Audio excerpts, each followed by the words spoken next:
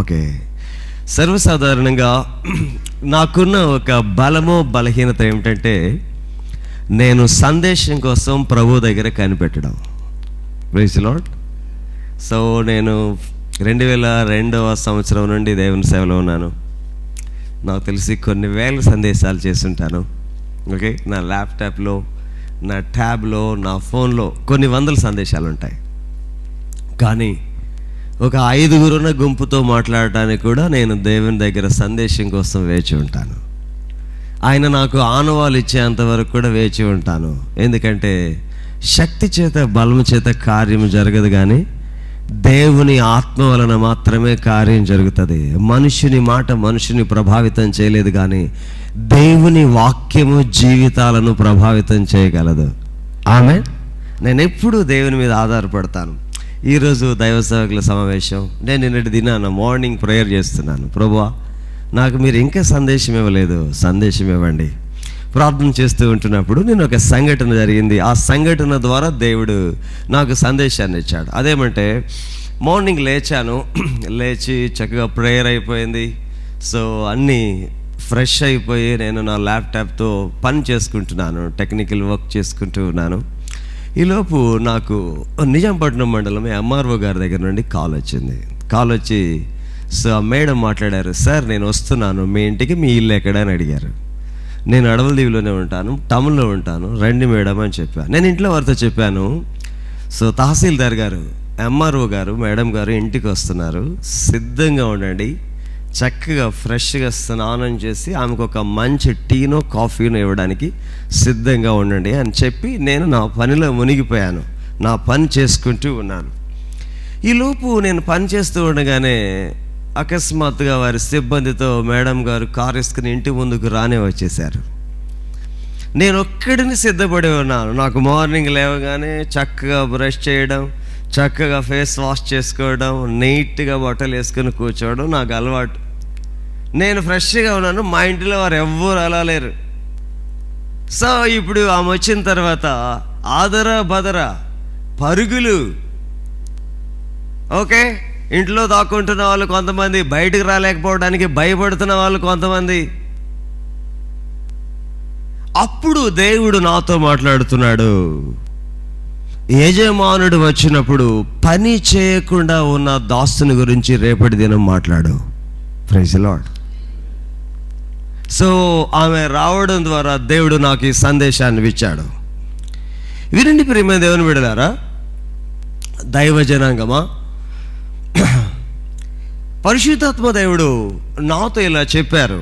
అదేమంటే యజమానుడు వచ్చినప్పుడు పని చేయకుండా ఉంటున్న దాసుని గురించి, పని చేస్తూ ఉన్న దాసుని గురించి మాట్లాడు. నేను ఈ దినము పని చేసే దైవ సేవకుడు, పని చేయుచు ఉన్న దైవ సేవకుని గురించి మాట్లాడుతూ ఉంటున్నాను. జాగ్రత్తగా వినండి. మన ప్రభువైన యేసుక్రీస్తు వారు ఆరోహణం అయిపోతూ ఉంటున్నప్పుడు శిష్యులతో చెప్పారు, మీరు గలిలయకి వెళ్ళండి, నేను మీకోసం నిర్దేశించిన ప్రదేశంలో మీరు వెయిట్ చేయండి.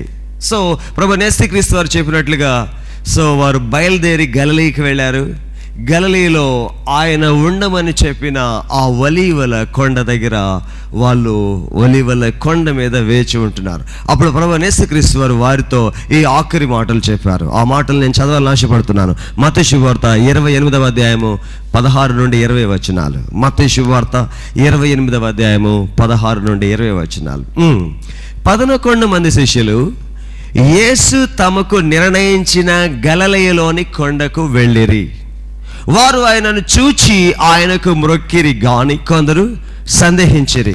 అయితే యేసు వారి యొద్దకు వచ్చి, పరలోకమందును భూమి మీదను నాకు సర్వాధికారం ఇవ్వబడి ఉన్నది, కాబట్టి మీరు వెళ్ళి సమస్త జనులను శిష్యులనుగా చేయుడి, తండ్రి యొక్కయు కుమారుని యొక్కయు పరిశుద్ధాత్మ యొక్కయు నామములోనికి వారికి బాప్తిస్మం ఇచ్చుచు, నేను మీకు ఏ ఏ సంగతులను ఆజ్ఞాపించుతునో వాటినన్నిటినీ గైకొనవలెను వారికి బోధించుడి. ఇదిగో నేను యుగ సమాప్తి వరకు సదాకాలం మీతో కూడా ఉన్నానని వారితో చెప్పాను. ఇక్కడ యేసు ప్రభువుల వారు 2 విషయాలను శిష్యులతో చెబుతున్నారు. ఆ విషయాలు ఏంటంటే, మొదటి విషయం, నాకు పరలోకమందును భూమి మీదను సర్వాధికారం ఇవ్వబడి ఉన్నది. ఆ మాట మీరు చెప్పండి. నాకు పరలోకమందును భూమి మీదను ఏమన్నది? సర్వాధికారం ఇవ్వబడినది. ఆయనకున్న అధికారం ఏంటో మనకు తెలుసు. ఏం అధికారం ఉన్నది? ఆయన అనారోగ్యముతో బాధపడుతున్న వారి మీద ఆయన అధికారాన్ని ఉపయోగించడం మనకు తెలుసు. గాలి ముందు నిలబడి ఆయన అధికారాన్ని ఉపయోగించడం మనకు తెలుసు. వర్షం ముందు నిలబడి ఆయన అధికారాన్ని ఉపయోగించడం మనకు తెలుసు. అలల ముందు నిలబడి ఆయన అధికారాన్ని ఉపయోగించడం మనకు తెలుసు. సముద్రం మీద ఆయన అధికారాన్ని ఉపయోగించడం మనకు తెలుసు. చనిపోయిన లాజరు దగ్గరికి వెళ్ళిపోయి 4 రోజుల తర్వాత అక్కడ నిలబడి లాజరు బయటికి రమ్మని మరణాన్ని శాసించే అధికారం మనకు తెలుసు. నాయని గ్రామంలో పాడి మీద మోసుకొని పోబడుచున్న ఆ విధవరాలి కుమారుని దగ్గర నిలబడి ఆయన తన అధికారాన్ని వాడటం మనకు తెలుసు. So no doubt at all, మనము సేవించుచున్న దేవుడు పరలోకమందును భూమి మీదను సర్వాధికారం కలిగిన దేవుడు. మన దేవుడిని మీ ప్రక్కన కూర్చున్న పాస్టర్ లాగా ఫీల్ అవ్వద్దు. మీ ఇంటిలో మీ కొరకు సంపాదిస్తున్న పెద్ద కుమారులాగా ఫీల్ అవ్వద్దు. ఎప్పుడైనా అవసరతలో ఎవరికైనా ఫోన్ చేస్తే మీకు సహాయం చేసే స్నేహితుడిలాగా ఫీల్ అవ్వద్దు. మన దేవుడు సర్వశక్తిమంతుడు, సర్వాధికారి అయినాడు. He is almighty. ఆయన సర్వాధికారి, సర్వశక్తివంతుడు. ఆయన అంటున్నారు, ఓ నా శిష్యులారా, నాకు పరలోకమందును భూమి మీదను సర్వాధికారము ఉన్నది అనే విషయాన్ని మీరు మర్చిపోవద్దు. ఆ అధికారంతో మీరు బయలుదేరి వెళ్ళండి. ఆమేన్. ఆ అధికారంతో బయలుదేరి వెళ్ళండి. మనకు తెలుసు ప్రియమైన దేవుని బిడ్డలారా, మనకు అధికారం లేదని మనకు తెలుసు. మన తండ్రి అధికారం కలిగిన వాడు. ఈ మాట చెప్పండి. మనం ఆయన అబ్బా అని పిలుస్తున్నాం, మనం ఆయన తండ్రి అని పిలుస్తున్నాం, మనం ఆయన్ని నాన్న అని పిలుస్తున్నాం. మనకు అధికారం లేని మాట వాస్తవమే, కానీ మన తండ్రి పరలోకమందున భూమి మీదను సర్వాధికారం కలిగినాడు. భూమి మీద మనం చూస్తున్నాం, చాలా మంది అధికారుల పిల్లలు వారి తల్లిదండ్రుల యొక్క అధికారాలను వాడుతున్నారు. ఎమ్మెల్యే కుమారుడు ఆయన అధికారాన్ని వాడుతూ మనం చూస్తున్నాం. ఎంపీ కుమారుడు ఆయన అధికారాన్ని, తండ్రి అధికారాన్ని కుమారుడు వాడటం మనం చూస్తున్నాం. కలెక్టర్ గారి కుమారుడు వాళ్ళ నాన్న అధికారాన్ని తాను వాడుకోవడం కోసం చూస్తున్నాం. అలాంటప్పుడు మన పరమ తండ్రి యొక్క అధికారాన్ని మనకు వాడుకునే హక్కు మరెక్కువగా ఉన్నది. హల్లెలూయా. మన తండ్రి అధికారం కలిగిన దేవుడు, సర్వశక్తి కలిగిన దేవుడు, సర్వాధికారం కలిగిన దేవుడు. మన తండ్రికి ఉన్న అధికారం ఆయన పిల్లలుగా మనము ఉపయోగించే రైట్, పవర్ దేవుడు మనకిచ్చి ఉన్నాడు. దేవుని నామానికి మహిమ కలుగును గాక. మీరు ఒక చిన్న సేవకులు కావచ్చు, మీ దగ్గర కేవలం ఒక 20-30 మంది మాత్రమే వస్తూ ఉండవచ్చు. మీలో పేదరికం ఉండవచ్చు, ఆత్మ న్యూనతా భావం ఉండవచ్చు. చెప్పండి, నేను సర్వాధికారం కలిగిన దేవుని కుమారుడను, తండ్రిని. నేను ఆయన అధికారాన్ని వాడతాను, నేను ఆయన అధికారాన్ని వినియోగించుకుంటాను, దానితోనే నేను సేవ చేస్తాను. నా శక్తి. నేను ఈ రోజున ప్రార్థన చేస్తున్నాను, మీరందరూ ప్రార్థన చేస్తున్నాడు. ప్రభువా, నా నేత్రాలు తెరవండి. పేతురు సాధ్యాసాధ్యాల వైపు కన్నులెత్తి చూస్తున్నాడు, ఎత్తు పల్లాలు లోతుల వైపు కన్నులెత్తి చూస్తున్నాడు, నీళ్ల వైపు, సముద్రం వైపు, చీకటి వైపు కన్నులెత్తి చూస్తున్నాడు. దేవా, నాకు సాధ్యాల వైపు కాక, సామర్థ్యము అసామర్థ్యం వైపు కాక, మనుషుల వైపు కాక, మీ వైపు చూసే నేత్రాలు నాకు ఇవ్వండి ప్రభువా అని ప్రార్థన చేస్తూ ఉంటున్నాను. ఆమేన్. చాలాసార్లు మనం సాధ్యాలను చూస్తాం. చుట్టూ ఉన్న ప్రజలు వారు మనకేమైనా చేస్తారేమో మనం చూస్తాం. లేదు, ఈ పని చేయడం నా వల్ల అవుతుందా? నా ప్రార్థనకు సాధ్యమా? నా బోధకు సాధ్యమా? నా విశ్వాసంలో ఇది నీకు సాధ్యం కాదు, నీ తండ్రికి సాధ్యం. ఆమేన్ అని చెప్పండి. హల్లెలూయా. ఆయన మొట్టమొదట తన శిష్యులతో తన అధికారం గురించి మాట్లాడుతున్నారు. వెళ్ళండి, నాకు అధికారం ఉన్నది కాబట్టి మీరు వెళ్ళండి, నాకు అధికారం ఉన్నది కాబట్టి మీరు వెళ్ళండి, మీరు ప్రకటించండి. ఆయనకు కొన్ని విషయాలు చెబుతున్నారు.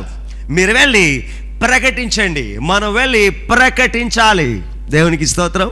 నేను చాలాసార్లు చెప్పాను, మన ప్రభువు కూర్చున్న వాళ్ళతో కూర్చుండేవాడు కాదు, నిద్రపోయే వాళ్ళతో నిద్రపోయేవాడు కాదు, తాపిగా కబుర్లు చెప్పుకునే వాళ్ళతో కబుర్లు చెప్పుకునేవాడు కాదు.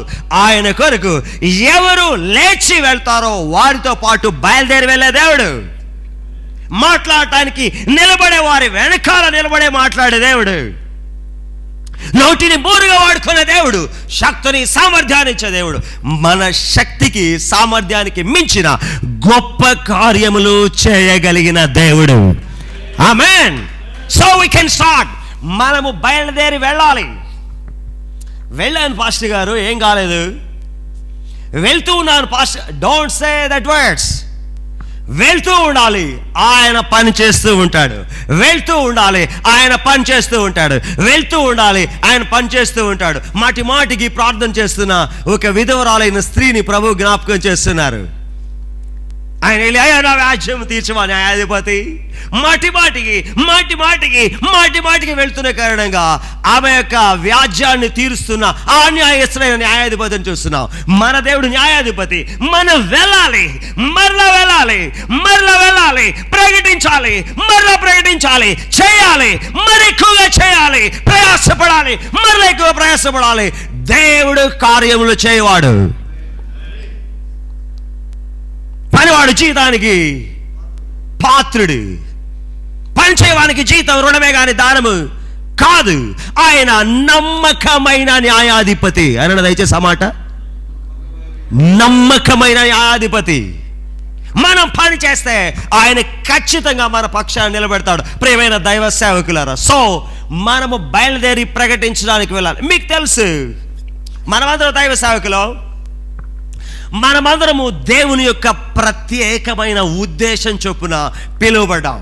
అదేమిటంటే సువార్తను ప్రకటించడం, సంఘాన్ని సంపూర్ణమైన స్థాయి లోపలికి తీసుకురావడం. 2 పనులు చెప్పండి.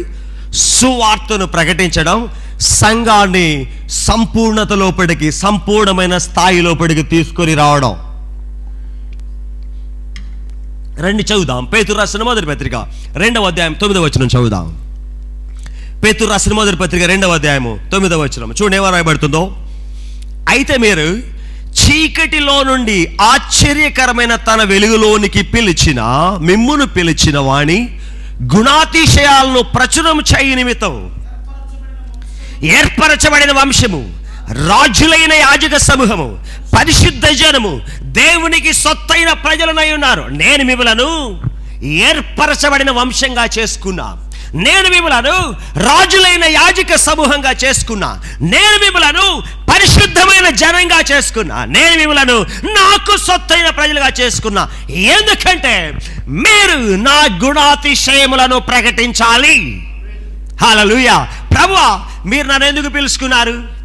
ప్రభువా, మీరు నన్ను ఎందుకు ఏర్పరచుకున్నారు? మీరు నన్ను ఎందుకు ప్రత్యేకించుకున్నారు ప్రభువా అని దేవుని అడిగితే దేవుని నుండి సమాధానం, నీవు నా గుణాతిశయాలను ప్రకటిస్తావని 750 కోట్ల మంది ప్రజలలో నేను నిన్ను చూశాను.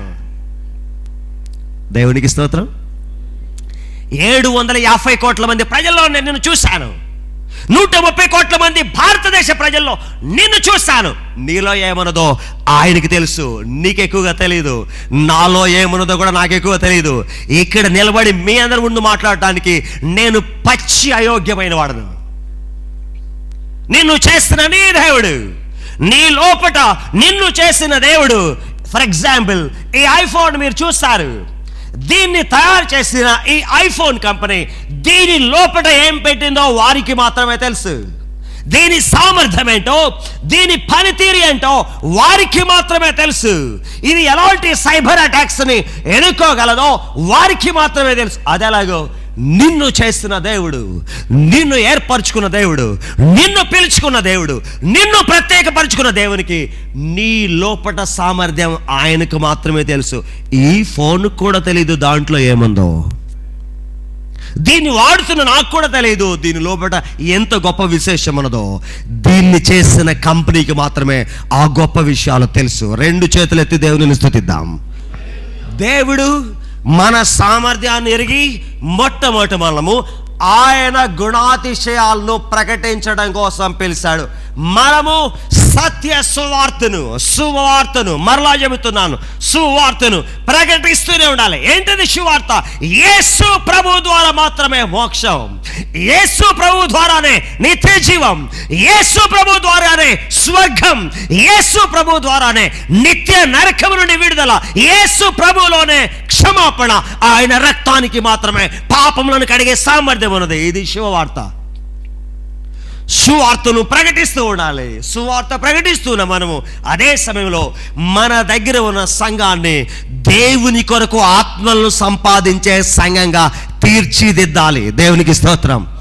చాలా మంది దైవ సేవకులు వారి సేవా జీవితంలో అట్టర్ ఫ్లాప్ అవుతున్నారు. మోస్ట్లీ వారు ఫైనాన్షియల్గా బాగుండవచ్చు, వారి ఆర్థిక పరిస్థితులు బాగుండవచ్చు, వారి ఇన్ఫ్రాస్ట్రక్చర్ బాగుండవచ్చు, కానీ కాలగమనంలో వారి సేవ ఫెయిల్యూర్ అవుతున్న కారణం ఏంటంటే వారు ప్రజలను ఆత్మలను సంపాదించేవారుగా తయారు చేయలేకపోవటం. ప్రజలు నా దగ్గరికి వస్తే చాలు, నాకు ఆఫరింగ్ ఇస్తే చాలు, నాకు 10వ భాగాలు ఇస్తే చాలు, నాకు ప్రథమ ఫలాలు ఇస్తే చాలు, చాలు చాలు చాలు. అది చెర ఆస్తి, దానికి కాళ్ళు ఉన్నాయి. అది ఒకనొక రోజున నీ దగ్గర నుంచి విడిచిపెట్టి వెళ్ళిపోతుంది. దేవుని దగ్గర స్థిరమైన కలిమి ఉన్నది. అది ఆయన పనిని సంపూర్ణంగా చేసేవారికి ఇస్తారు. ఆయన శిష్యులతో చెబుతున్నాడు, నాకు సర్వాధికారం ఉన్నది, మీరు వెళ్ళండి, సమస్త సృష్టికి సువార్తను ప్రకటించండి, సమస్త మనుషులను నాకు శిష్యులనుగా చేయండి. దైవ సేవకుడు తన దగ్గరికి వస్తున్న సంఘంలోని ప్రతి వ్యక్తి, సండే స్కూల్ విద్యార్థి మొదలుకొని రేపో మాపో చావబోయే ప్రతి ముసలములో కూడా నశించుచున్న ఆత్మలను కూర్చున్న భారాన్ని చొప్పించాలి. ప్రభువా, నేను చొప్పించలేను, మీరు చొప్పించండి. గొల్లవాడు కేవలం మందను కాస్తాడంతే, గొర్రెలు మాత్రమే పిల్లలను కంటాయి. మీరు పిల్లల్ని కనలేరు. పిల్లలను కనేటట్టుగా మీరు గొర్రెలకు బలం తేవలసిన వాళ్ళు, మీరు వాళ్ళను పచ్చిక బయల దగ్గరకు నడిపించాల్సిన వాళ్ళు, మీరు వాళ్ళను శాంతికరమైన జలముల దగ్గరకు నడిపించాల్సిన వాళ్ళు, మీరు వాటిని పోషిస్తూ ఉంటున్నప్పుడు అవి ఆత్మలను కనాలి, కానీ మీరు కాదండి కనవలసింది, నేను కూడా కాదు. ప్రతి వ్యక్తి సంఘములో, నా సంఘములో చేరిన సండే స్కూల్ విద్యార్థి మొదలుకొని రేపో మాపో చనిపోబోయే ముస్లిం వరకు కూడా నేను ఆత్మల భారంతో పనిచేసే వ్యక్తులుగా ప్రజలను తీర్చాలి. దేవునికి స్తోత్రం. అది దేవుడు ప్రతి దైవ సేవకునికి ఇచ్చిన భారం. కొలసీలు రాసిన పత్రిక 1వ అధ్యాయము 28వ వచనం చదువుదాం రండి. కొలసీలు రాసిన పత్రిక 1వ అధ్యాయము 28వ వచనం చూడండి. ఎవరైనా అపోస్తలుడైన పౌలు గారు కొలసీలో ఉన్న సంఘానికి రాస్తూ అంటున్నారు, ప్రతి మనుషుని క్రీస్తునందు సంపూర్ణునిగా చేసి ఆయన ఎదుట నిలవబెట్టవలనని సమస్త విధములైన జ్ఞానంతో మేము ప్రతి మనుషునికి బుద్ధి చెప్పుచు, ప్రతి మనుషునికి బోధించుచు, ఆయనను ప్రకటించుచు ఉన్నాము. చూడండి, అపోస్తలుడైన పౌలు గారు ఏమంటున్నారు? నేను సువార్త మాత్రమే ప్రకటించట్లేదు, నేను సువార్త ప్రకటిస్తున్నాను. సువార్తతో పాటు ప్రతి మనుష్యుని అనంత దయచేసి ఆ మాట అంటే కొందరిని విడిచిపెట్టారనా? సండే స్కూల్ని విడిచిపెట్టారనా? యవనస్తులను విడిచిపెట్టారనా? లేదు రేపో మాపో చనిపోబోయే ముసలాలను నో, ప్రతి మనుషుని క్రీస్తునందు నేను సంపూర్ణునిగా చేసి ఆయన ఎదుట నిలవబెట్టవలనని సమస్తమైన జ్ఞానంతో మేము ప్రతి మనుషునికి బుద్ధి చెబుతున్నాం, బోధిస్తున్నాం, ఆయనను ప్రకటిస్తున్నాం. దైవ జనులుగా, దైవ సేవకులుగా మనందరి కర్తవ్యం కూడా అదే. ఇంకా తిమోతితో ఇలా మాట్లాడుతున్నాడు అపోస్తలుడైన పౌలు గారు. దయచేసి తిమోతికి రాసిన మొదటి పత్రిక 4వ అధ్యాయము 11వ వచనం చదువుదాం. తిమోతి రాసిన మొదటి పత్రిక 4వ అధ్యాయం 11వ వచనం చదువుదాం. చూడండి, ఈ సంగతులను ఆజ్ఞాపించి బోధించుము. ఓ తిమోతి, నీ యవ్వనమును బట్టి ఎవడు నిన్ను తృణీకరింపనీయకము, గాని మాటలోను, ప్రార్థనలోను, ప్రేమలోను, విశ్వాసములోను, పవిత్రతలోను విశ్వాసులకు మాదిరిగా ఉండము. ఏమండి? ఓ తిమోతి, నీవెలా ఉండాలో తెలుసునా?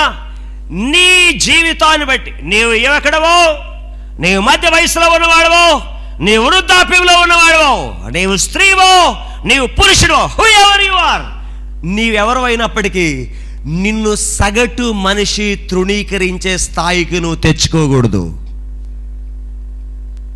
ఎవరు? సగటు మనిషి తృణీకరించే స్థాయికి నీవు తెచ్చుకోకూడదు. నన్ను ఈ మాట చెప్పనివ్వండి. నేను వాస్తవానికి ఈ మాటలు చెప్పడానికి సిద్ధపడలేదు, కానీ నన్ను పరిశుద్ధాత్మ దేవుడు నడిపిస్తున్నాడు. మా మామయ్య గారు కూడా ఈ ఊర్లోనే ఉంటారు. ఒకరి రోజు ఆయన నాకు కాల్ చేశారు, అయ్యా నాకు యాక్సిడెంట్ అయింది, నన్ను ఒకటి గుద్ది వెళ్ళిపోయాడని. నేను త్వరగా ఇక్కడికి వెళ్ళాను. ఆయన కొద్దిగా రక్తం కారుతా ఉంది, గుద్దినవాడు అక్కడ లేడు, వెళ్ళిపోయాడు. ఎలా వెళ్ళాడని తెలుసుకున్నాను. సో తను వెళ్ళిన మార్గాన్ని చూశాను. తను ఒక చోట ఆగి ఉన్నాడు. వెళ్ళి తన బండి తాళాలు తీసుకున్నాను, స్టేషన్కి రమ్మన్నాను. తన మీద గట్టిగా అరిశాను, పెద్దగా అరిశాను. ఆ తర్వాత తనకు పెనాల్టీ పడింది. తను వచ్చాడు, మా మామయ్య గారిని హాస్పిటల్ తీసుకెళ్ళాడు, బండిని తీసుకెళ్ళాడు, బాగు చేయించాడు. తను ఈ ఊరు వాడే, నేను కూడా ఈ ఊరు వాడినే. తను నాకు కనిపించినప్పుడల్లా నాకు చాలా గిల్టీగా అనిపిస్తుంది. ఎందుకంటే నశించిన ఆత్మల్లో ఆయన కూడా ఒకడు. మారుమనసు అక్కర్లేని 99 నీతిమంతుల కంటే మారుమనసు పొందు ఒక పాప విషయంలో పరలోకంలో సంతోషం. ఈ ఆత్మ కూడా దేవుని దగ్గరికి రావాలి. కానీ నేను ఆ రోజున న్యాయంగానే ప్రవర్తించానేమో కానీ దైవ సేవకునిలాగా ప్రవర్తించలేదు. న్యాయంగానే ప్రవర్తించానేమో కానీ దైవ సేవకునిలాగా ప్రవర్తించలేదు. లోపల పరిశుద్ధాత్మ దేవుడు నా లోపల నాతో మాట్లాడుతున్నాడు. ఆ వ్యక్తిని నువ్వు సంపాదించలేవు, ఆ వ్యక్తికి నువ్వు సువార్తను బోధించలేవు. ఒకవేళ బోధించిన ఆ వ్యక్తి వినడు, అంగీకరించడు, నువ్వు ఆ వ్యక్తికి క్షమాపణ చెప్పి తీరాల్సిందే. ప్రార్థన చేస్తున్నాను, ప్రభువా నేను పెద్దవాడిని, వాడు చిన్నవాడు, నేను ఎలా నో యూ కుడ్ సే, నువ్వు చెప్పాలి, లేకపోతే ఆత్మ నువ్వు లాస్ అవుతావు. నా దగ్గరకు ఆత్మ కూడా రావాల్సిందే. ఒక రోజున నా కారుకి ఎయిర్ పెట్టించుకుంటున్నాను. నేను ఎయిర్ పెట్టించిన చోట ఆ అబ్బాయి కూడా ఉన్నాడు. నేను దిగి వెళ్ళాను. ఆ అబ్బాయి భుజం మీద చేతులు వేసాను. బాబు ఆ రోజు నేను చాలా కోపంగా ప్రవర్తించాను, దైవ సేవకునిలాగా ప్రవర్తించలేకపోయాను, సగటి మనిషిలాగా ప్రవర్తించాను. ఐఎమ్ సారీ, నన్ను క్షమించు. నా హృదయంలో గొప్ప శాంతి వచ్చింది. ఎందుకంటే ఇప్పుడు నేను ఇంకా బోధిస్తే అతడు వింటాడు. ఎందుకంటే నాకు అతని హృదయం లోపలికి ప్రవేశం దొరికింది కాబట్టి. తిమోతితో అంటున్నాడు, ఓ దైవజనుడా, ఓ తిమోతి, ఓ యువకుడా, ఓ బోధకుడా, నిన్ను ఒక్క వ్యక్తి కూడా తృణీకరించకూడదు. అవతల వాళ్ళు అన్యాయస్తులు కావచ్చు, అక్రమకారులు కావచ్చు, తాగుబోతులు కావచ్చు, దొంగలు కావచ్చు, అవధికులు కావచ్చు, స్వార్థపరులు కావచ్చు, ఇంకొకటి కావచ్చు, కానీ నిన్ను ఒక్కరి కూడా తృణీకరించకూడదు. వారు తృణీకరించకుండా ఉండాలి అంటే నీ జీవితం యొక్క అన్ని ఆస్పెక్ట్లో, మాటలో, ప్రవర్తనలో, ప్రేమలో, విశ్వాసంలో, పవిత్రతలో విశ్వాసులకు మాదిరికరంగా ఉండాలి. Praise the Lord. ఎక్కడ? మాటలో, ప్రవర్తనలో, ప్రేమలో, విశ్వాసంలో, పవిత్రతలో. ఎవరికి? విశ్వాసులకు మాదిరిగా ఉండాలి. మన సంఘం మన యొద్ద నుంచి నేర్చుకోవాలి. మనం ఎలా మాట్లాడుతున్నామో వారు గమనించాలి. నేను ఒక రోజున మా ఇంట్లో గ్రోసరీ కోసం ఒక హోల్సేల్ మార్కెట్కి వెళ్ళాను. అక్కడ ఒక పాస్టర్ గారు వచ్చాడు. అలా ఇలా ఇలా అలా తిరుగుతున్నాడు. నాకైనా అలా తిరుగుతా ఉంటే బాగా సిగ్గేసింది. ఎందుకంటే అతను కూడా నాలాంటి దైవ సేవకుడే. మన బాడీ లాంగ్వేజ్ అనేది ప్రజలకు గొప్ప పాఠం అయి ఉండాలి. దేవునికి స్తోత్రం. మన నడకలో ప్రభువు కనిపించాలి, మన మాటల్లో ప్రభువు కనిపించాలి, మన హావభావాల్లో కూడా ప్రభువు కనిపించాలి, మన నవ్వు మన కోపంలో కూడా ప్రభువు కనిపించాలి. లేకపోతే మనం దైవ సేవకులుగా చెప్పుకోలేము. ఆ వ్యక్తి అలా ఇలా తిరుగుతున్నాడు. సైట్ గారు మంచి బియ్యం ఇవ్వండి, లేకపోతే వండిన తర్వాత అయినా సరే తీసుకొచ్చి ఇదిగో ఆ అన్నాన్ని నీ ముందు పడేస్తా. ఆయనకి తెలుసు ఈయన పాస్టర్ అని, ఆయనకి తెలుసు ఈయన దైవ సేవకుడని. వండిన తర్వాత అయినా సరే తీసుకొచ్చి నీ దగ్గర పడేస్తా. ఇదేనా మాట్లాడాల్సిన విధానం దైవ సేవకుడు? దేవుని ఎరగని ఒక అన్యునితో, దేవునికి హృదయంలో ప్రవేశం లేని ఒక అన్యునితో వండిన తర్వాత అయినా సరే తీసుకొచ్చి నీ ముందు పడేస్తా. నీవే హోటల్ నుంచి మరలా నాకు మంచి ఫుడ్ని అక్కడ ఉన్న వాళ్ళందరికీ సరిపోయేటట్లుగా ఆర్డర్ చేయాలి. నాకు చాలా సిగ్గేసింది. ఎందుకంటే నేను కూడా అదే షాప్కి వెళ్తాను. నేను దూరంగా ఉండగానే పాస్టర్ గారు నమస్కారం అండి, బాగున్నారా అంటాడు ఆయన. కానీ ఈ వ్యక్తి మాత్రం పాస్టర్ గారు లాగా ప్రవర్తించట్లేదు. అపోస్తలుడైన పౌలు గారు తిమోతితో అంటాడు, నీవు నీ మాటల్లో జాగ్రత్తగా ఉండు, పోయిన సండే సందేశం నేను చాలా త్వరగా షార్ట్లీగా సందేశాన్ని అప్లోడ్ చేస్తాము. జీవాన్ని ప్రేమించి మంచి దినాలను చూడాలి అంటే నీవు చెడ్డదాన్ని పలకుండా, నీ నాలుకను కపట మాటలు పలకుండా, నీ పెదవులను కాపాడుకో. కళ్ళను కాపాడుకుంటున్నాడు, కిడ్నీలు కాపాడుకుంటున్నాడు, గుండెని కాపాడుకుంటున్నాడు, ఊపిరితిత్తులను కాపాడుకుంటున్నాడు, రక్తాన్ని కాపాడుకుంటున్నాడు, మెరిసిపోకుండా జుట్టును కాపాడుకుంటున్నాడు, ఊడిపోకుండా వెంట్రులను కాపాడుకుంటున్నాడు. కానీ మంచి దినాలు చూడటానికి కపటం లేని పెదవులు కావాలట. మంచి దినాలు చూడటానికి చెడ్డ మాటలు పలకని నాలుక కావాలట. నాలుకను పెదవులను కాపాడుకోవటం మానేసి మిగిలిన వాటిని అన్నిటినీ కాపాడుకుంటున్నాడు. మంచి దినాలు ఎలా వస్తాయి? ప్రకాశవంతమైన భవిష్యత్తు ఎలా వస్తుంది? గొప్ప సేవ ఎలా చేయగలము? ఆలోచించండి ప్రియమైన దేవుని బిడ్డలారా. అపోస్తలుడైన పౌలు గారు తిమోతితో అంటున్నాడు, be careful about your character in all aspects. నీ ప్రవర్తన అంతట్లో నీవు చాలా జాగ్రత్తగా ఉండాలి. మాటలో కావచ్చు, క్రియల్లో కావచ్చు, ప్రవర్తనలో కావచ్చు, ప్రేమలో కావచ్చు, విశ్వాసములో కావచ్చు, పవిత్రతలో కావచ్చు. ద హోల్ విశ్వాసులందరికీ, సంఘము లోపట వెలుపటి వారికి కూడా నువ్వు మాదిరికరంగా ఉండాలి తిమోతి. తర్వాత చెబుతున్నాడు చూడండి, నేను వచ్చే వరకు నీవు చదువుతూ ఉండాలి. చెప్పండి, ఏం చేస్తూ ఉండాలి? చదువుతూ ఉండాలి. చాలామంది దైవ సేవకులు, నేను కూడా వాళ్ళలో ఒకనే, నేను ఇదివరకు వాక్యం బోధించాలి అంటే వాక్యం బోధించే రోజు మాత్రమే బైబిల్ చదివేవాడిని. ఎందుకంటే ఆ రోజు కావాలి కదా సమాచారం. ఆ రోజు బైబిల్ చదివేవాడిని, అంతానికి ముందు బైబిల్ చదివేవాడిని కాదు. దేవుడు నాకు సహాయం చేసేవాడు కాదు, ఎందుకంటే ప్రజల్లో కార్యం జరగాలి కదా. కానీ నేను ఇప్పుడైతే బైబిల్ చదవకుండా ఒక దినాన్ని క్లోజ్ చేయలేను. ఇప్పుడు చాలాసార్లు బైబిల్ చదివాను, చాలాని బైబిల్స్ చదువుతూ ఉంటాను, చాలాని బుక్స్ చదువుతూ ఉంటాను, చాలా జీవిత చరిత్రలు కూడా చదువుతూ ఉంటాను. ఎందుకంటే నాకు జ్ఞాపక శక్తి తక్కువ, మర్చిపోతూ ఉంటాను, మరలా చదువుతూ ఉంటాను. దేవుడు అంటున్నాడు, నీవు చదవడం మానదు తిమోతి, నేను వచ్చేంత వరకు కూడా. పౌలు అంటున్నాడు, నేను వచ్చేంత వరకు నువ్వు చదువుతూ ఉండు, వాక్యం చదువుతూ. ఎందుకంటే వాక్యం చదువుతూ ఉన్నప్పుడల్లా గొప్ప రెవల్యూషన్ వస్తుంది. దేవునికి స్తోత్రం. నేను వాక్యాన్ని బోధించిన తర్వాత దైవ సేవకులు చాలా మంది, పాస్టర్ గారు మేము వాక్యాన్ని చాలాసార్లు చదివాం, చాలాసార్లు విన్నాం, చాలాసార్లు బోధించాం, కానీ మీరు బోధించినప్పుడు అది మంట మండుతూ ఉంది. కారణం ఏంటి? దేవుడు ప్రతి ఒక్కరికి స్పెషల్ రెవల్యూషన్ ఇస్తాడు. నీవు చదువుతూ ఉండగా నీతో మాట్లాడే విధానం వేరు కావచ్చు, నేను చదువుతూ ఉండగా నాతో మాట్లాడే విధానం వేరు కావచ్చు, మరొకరు చదువుతుండగా వారితో మాట్లాడే విధానం కావచ్చు. ఆయన మనతో మాట్లాడుతూ మనల్ని రీవైవ్ చేస్తూ ఉండాలంటే చదువుతూ చదువుతూ చదువుతూ ఉండు, హెచ్చరిస్తూ ఉండు, బోధిస్తూ ఉండు, పని చేస్తూ ఉండు. తిమోతితో అంటున్నాడు, నీవు చదువుతూ ఉండాలి. తిమోతితో అంటున్నాడు, నీవు హెచ్చరిస్తూనే ఉండాలి. వెక్స్ అయిపోవద్దు, విసిగిపోవద్దు, డిస్కరేజ్ అయిపోవద్దు, డిసప్పాయింట్ అవ్వద్దు, చేస్తూనే ఉండు, బోధిస్తూనే ఉండు, జాగ్రత్తగా ఉండు, జాగ్రత్తగా చదువుతూ ఉండు, జాగ్రత్తగా హెచ్చరిస్తూ ఉండు, జాగ్రత్తగా బోధిస్తూ ఉండు.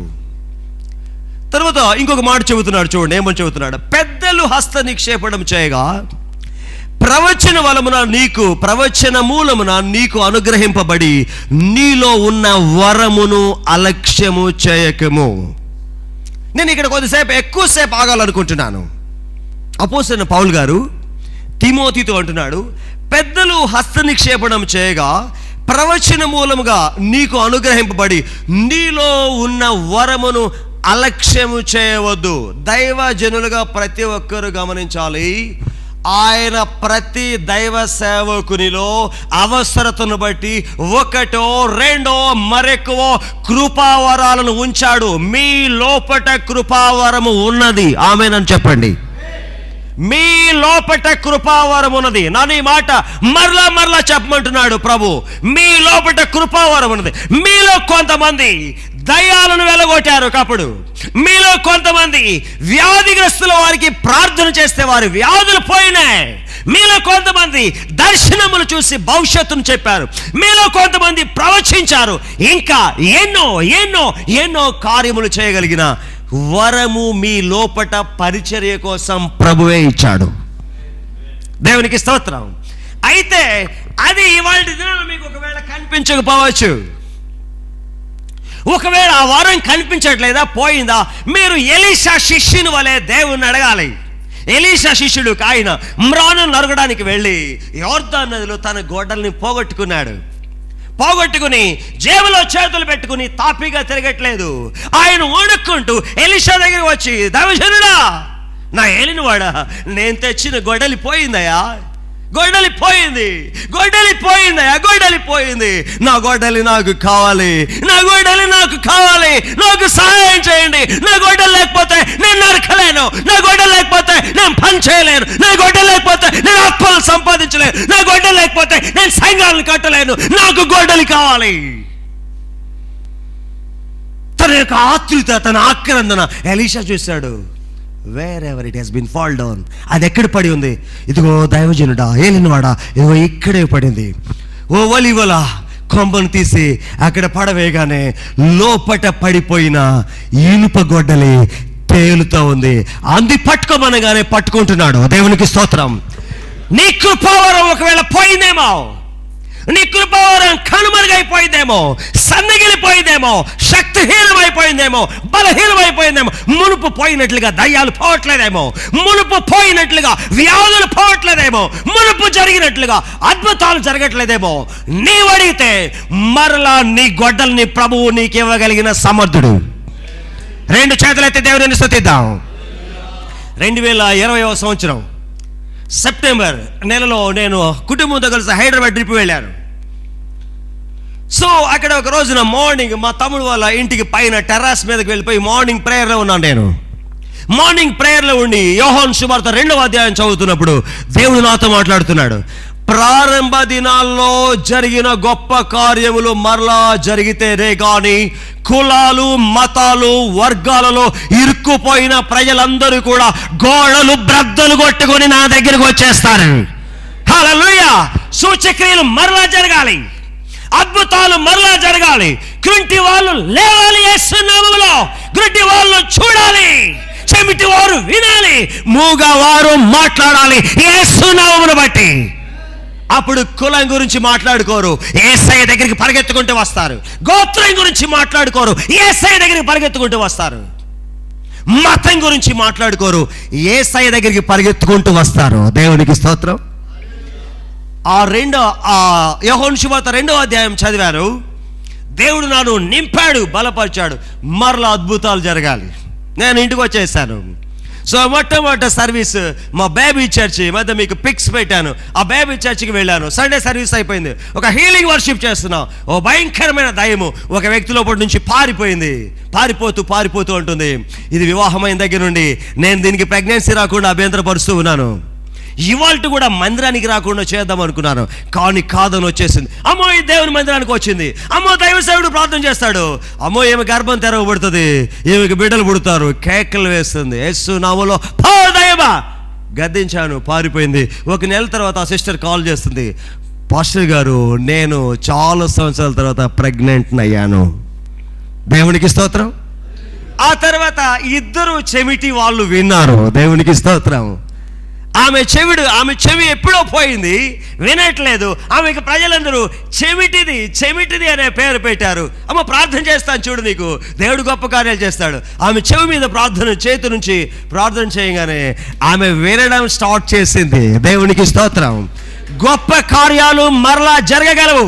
ప్రతి సేవలో గొప్ప కార్యాలు జరగాలి. ప్రతి స్థానిక సంఘ సేవకుడు అద్భుతాలు చేసేవాడు కావాలి. హల్లెలూయా. గొడ్డలి పోయిందా? దేవుని అడుగు, నా గొడ్డలి ఎక్కడ పోయిందో విచారణ చేయి. ఏ తప్పు, ఏ పాపము, ఏ అపరాధము, ఏ అపవిత్రత, ఏ గర్వము, ఏ అహంకారం వలన ఆ కృపావరం పోయిందో, ఏ దైవ చిత్తానికి విరోధంగా పనిచేయడం వలన ఆ కృపావరం పోయిందో లేదు.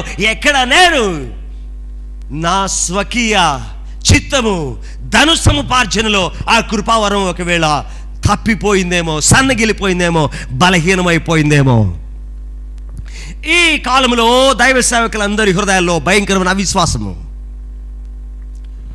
కృపావరం చాలా ప్రజ్వలించాలి అంటే నీవు ఆ కృపావరాన్ని వాడుతూ ఉండాలి. దేవునికి స్తోత్రం. కృపావరాన్ని వాడుతూ ఉండాలి. ఆమేనని చెప్పండి. నేను మిమ్మల్ని చిన్న ప్రశ్న అడుగుతున్నాను, చెప్పండి సమాధానం. వాడే కత్తి పదునుగా ఉంటుందా? వాడని కత్తి పదునుగా ఉంటుందా? వాడే కత్తి మాత్రమే పదునుగా ఉంటుంది. మీరు చికెన్ షాప్కి వెళ్ళండి, తన కత్తిని చూడండి. మటన్ షాప్కి వెళ్ళండి, తన కత్తిని చూడండి. కొబ్బరి బొండాల షాప్కి వెళ్ళండి, తన కత్తిని చూడండి. హోటల్లో ఉల్లిపాయలు తరిగే వాడి దగ్గరికి వెళ్ళండి, వాడి కత్తిని చూడండి. ఆ కత్తిని ముట్టుకోవాలంటే మనకు భయం, ఎందుకంటే ఆ కత్తి ప్రతిదినం వాడబడుతూ ఉన్నది. ఆ కత్తి షార్ప్గా ఉంటుంది. నీ కత్తి షార్ప్గా ఉండాలి అంటే నీ కృపావరం పనిచేస్తూ ఉండాలి. దేవునికి స్తోత్రం. అద్భుతాలు చేసేది నీవు కాదు, దయ్యాలు వెలగొట్టేది నీవు కాదు, రోగులను స్వస్థపరిచేది నీవు కాదు, వ్యాధిగ్రస్తులను బాగు చేసేది నీవు కాదు. నీ వెనుక నీతో నడిచి వస్తున్న నీ దేవుడే. ఆయన గొప్ప కార్యాలు చేయగలడు. దానికి నీ లోపట ఉన్న కృపావరాన్ని అలక్ష్యం చేయకుండా ప్రజ్వలించాలి. దేవునికి స్తోత్రం. మీరు అడగండి దేవుణ్ణి, దేవా నన్ను వాడుకో.